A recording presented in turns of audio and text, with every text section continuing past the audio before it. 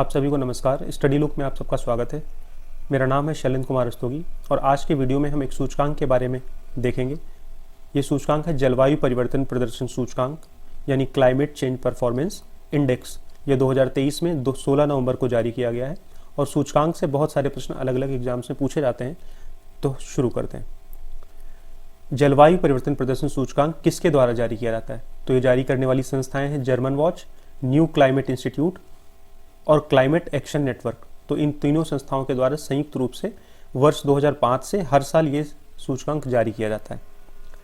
इसमें जो सबसे महत्वपूर्ण संस्था है वो जान लेते हैं, वो है जर्मन वॉच। जर्मन वॉच की स्थापना 1991 में की गई थी। ये एक नॉन गवर्नमेंटल ऑर्गेनाइजेशन है, यानी एक गैर सरकारी संगठन है।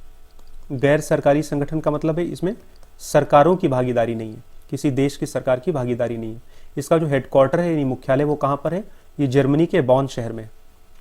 ये जो सूचकांक है 4 श्रेणियों में जारी किया जाता है, यानी 4 श्रेणियों के अंतर्गत कई सारे संकेतक देखे जाते हैं, इंडिकेटर, और उस संकेतक में कोई देश किस तरह का प्रदर्शन करता है उसके आधार पर उसको रैंकिंग जारी की जाती है।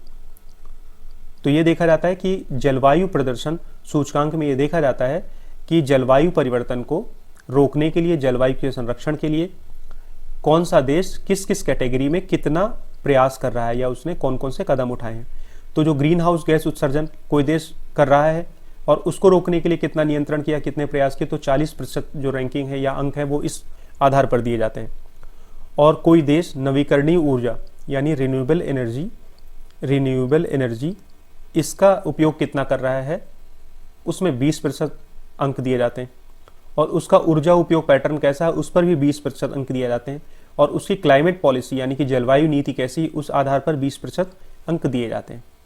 इन 4 कैटेगरीज के बेसिस पे जो संकेतक है उनके आधार पर उनको जो संयुक्त और लास्ट रैंकिंग है वो प्रदान की जाती है। आगे देखते हैं।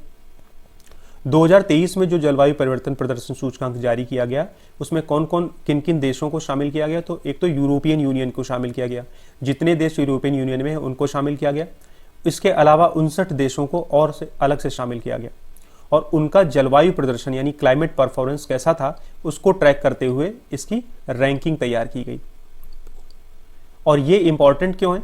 क्योंकि पूरी दुनिया में जितने भी ग्रीन हाउस गैसों का उत्सर्जन होता है, ग्रीन हाउस गैसें वो गैसें हैं जो इस पृथ्वी का तापमान बढ़ाने में योगदान करती हैं।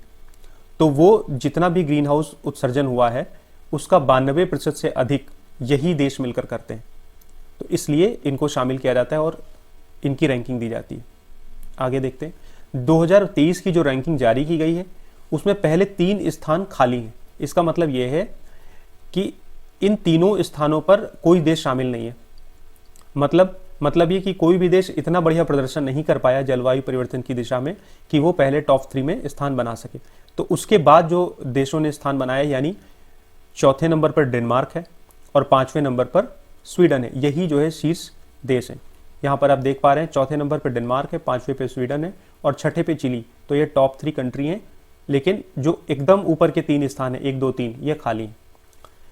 अब सबसे आखिर में नहीं, सबसे खराब प्रदर्शन जलवायु परिवर्तन की दिशा में किसने किया है? तो सबसे खराब प्रदर्शन किया है 63वें नंबर पर है कौन? रिपब्लिक ऑफ ईरान, यानी ईरान सबसे खराब प्रदर्शन करने वालों में है। और 62 नंबर पर जो उससे थोड़ा ठीक है वो है अरब और इससे ऊपर है कजाकिस्तान। तो ये 3 जो देश हैं ईरान, सऊदी अरब और कजाकिस्तान, ये सबसे खराब प्रदर्शन करने वाले हैं। इसके अलावा कुछ और देशों को देखते हैं, फिर हम इंडिया पे आएंगे, भारत पे आएंगे। जो 50वें नंबर पर है वो है जापान, 51वें नंबर पर है चीन और 52वें नंबर पर है यूनाइटेड स्टेट्स। अब हम देख रहे हैं कि जो बहुत ही ताकतवर देश हैं उनकी जलवायु प्रदर्शन के मामले में क्या स्थिति है। जापान 50वें नंबर पर, 51 जो स्थान है वो मिला है चीन को और 52वां स्थान मिला है यूनाइटेड स्टेट्स को, अमेरिका को। ऑस्ट्रेलिया 55वें स्थान पर है। अब यहाँ पर हम देखते हैं कनाडा 58वें स्थान पर है और 60वें स्थान पर कोरिया है और इसके ऊपर देखते हैं रशियन फेडरेशन, ये 59वें स्थान पर है। अब हम बात करेंगे भारत की। भारत को इस सूचकांक में 8वां रैंक मिला है। तो यहां पर यह राहत की बात है कि टॉप 10 में भारत शामिल है। इससे पहले 2022 का जो सूचकांक जारी हुआ था और 2021 का जो सूचकांक जारी हुआ था उसमें भारत को 10वां स्थान मिला था। तो तब से भारत ने और बेहतर प्रदर्शन किया है कि अब वो 8वें स्थान पर आ गया है। ये आप मैप देख पा रहे हैं, ये है क्लाइमेट चेंज परफॉर्मेंस इंडेक्स 2023 का। ये दिखा रहा है climate protection measures of world 60 biggest emitters, यानी जो पूरे विश्व के 60 सबसे ज्यादा CO2 उत्सर्जन के, या आप हम देख पा रहे थे जो ग्रीन हाउस गैसें हैं, ग्रीन हाउस गैसेज GHG, इनके सबसे ज़्यादा जो उत्सर्जन करने वाले 60 सबसे ज़्यादा जो देश हैं उनकी कंडीशन क्या है, उन्होंने जलवायु परिवर्तन को रोकने के लिए कौन से उपाय किए हैं। तो जिसने बहुत अच्छे उपाय किए हैं उसको इस कलर से दिखाया गया, जो डार्क ग्रीन आप देख पा रहे हैं, वेरी हाई। और जिसने सबसे खराब उपाय किए हैं उसको यहाँ पर डार्क जो रेड है उस यानी वेरी लो की कैटेगरी में दिखाया गया।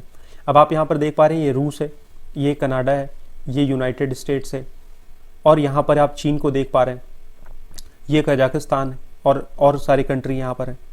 यहाँ पे आप देख पा रहे हैं, ये आप मिस्र को देख पा रहे हैं, नहीं आप यहाँ पर UAE को देख पा रहे हैं और सऊदी अरब को देख पा रहे हैं, यहाँ पर ऑस्ट्रेलिया को देख पा रहे हैं। तो ये सारे जो बड़े कंट्रीज हैं बहुत पावरफुल, ये वेरी लो कैटेगरी में, यानी इनके जो उपाय हैं वो बहुत कम है।